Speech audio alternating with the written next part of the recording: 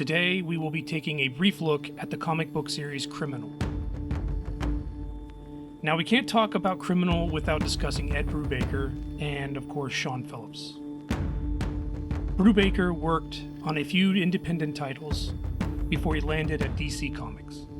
It was at DC that he worked with an artist who would become his collaborative partner on many titles from the late 90s up until now, including Criminal.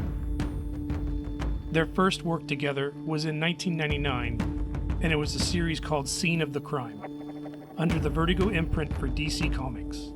The title was critically acclaimed. Brubaker's final project for DC was Gotham Central. The series focused on GCPD, the Gotham City Police Department, and only briefly had Batman make an appearance. Brubaker would then work at Marvel Comics on titles such as Captain America, Secret Avengers, and Books of Doom. In 2006, Brubaker would once again team up with Sean Phillips and create the title that is the focus of this video, Criminal. The title was creator-owned under Marvel's Icon imprint. The first story arc, Coward, won the 2007 Eisner Award for Best New Series. The next arc, Lawless, would introduce Tracy Lawless. We will circle back to him later on in the video. Volume 2 of Criminal would be a collection of short stories about various criminals and a little bit more on Tracy and his criminal family. After the wrap-up of Volume 2, Brubaker and Phillips would take a break from Criminal and create Incognito. Incognito is a series about a superpowered villain who is in witness protection. Incognito was also published under the Icon imprint for Marvel. Brubaker and Phillips would then move to Image Comics in 2012. The first title they would create under Image was Fatale, a supernatural crime noir series. The series had elements of Lovecraftian horror mixed with crime noir.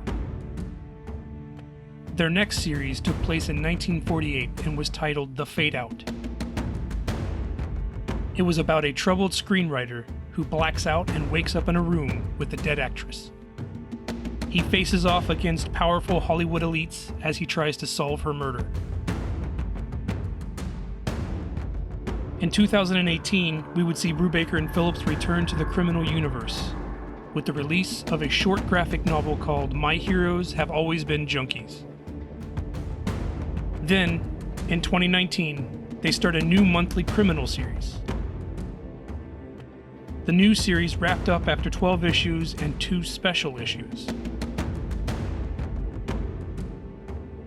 The Brubaker-Phillips team would go on to create a graphic novel crime series called Reckless that shared similarities to the style of Criminal. However, the protagonist was actually a good guy that skirted the law to help less fortunate people, much like Charles Bronson's Death Wish or the Equalizer TV series and subsequent movies. In February of 2023, Amazon Studios began development on a TV series based on Criminal. Brubaker will serve as showrunner, writer, and executive producer, which bodes well for the series. On July 11th, it was announced that Luke Evans would be joining the cast alongside Emilia Clarke. Evans will be playing the role of Tracy Lawless, and Clarke will be playing Mallory.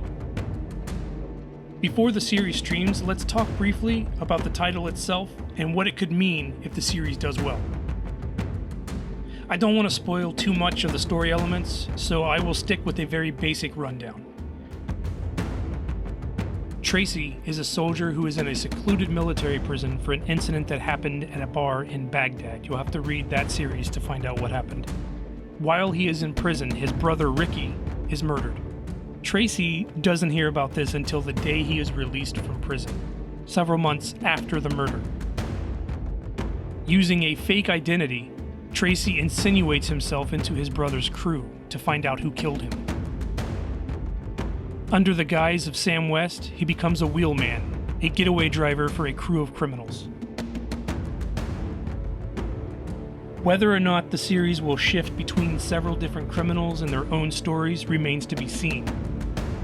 It is my hope that they do, simply just because there are so many interesting stories in the criminal universe that deserve to be spotlighted. Short stories similar in respect to Sin City, the work of Frank Miller in the 90s. The thing that separates Criminal from other crime-related shows, movies, or comics is that the main characters are not good people. There is no redemption thread.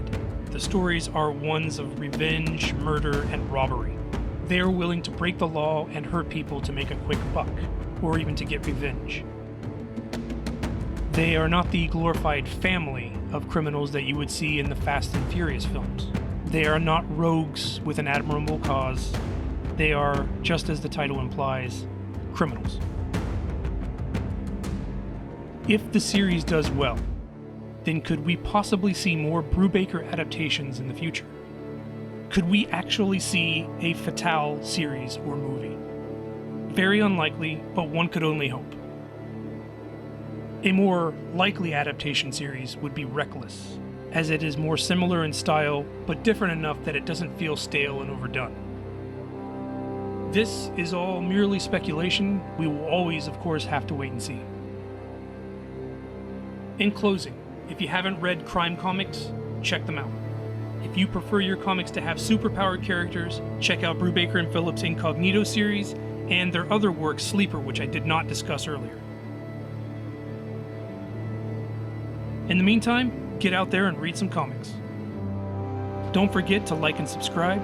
Don't miss out on the next video, and the next video, and the next video, and the next video,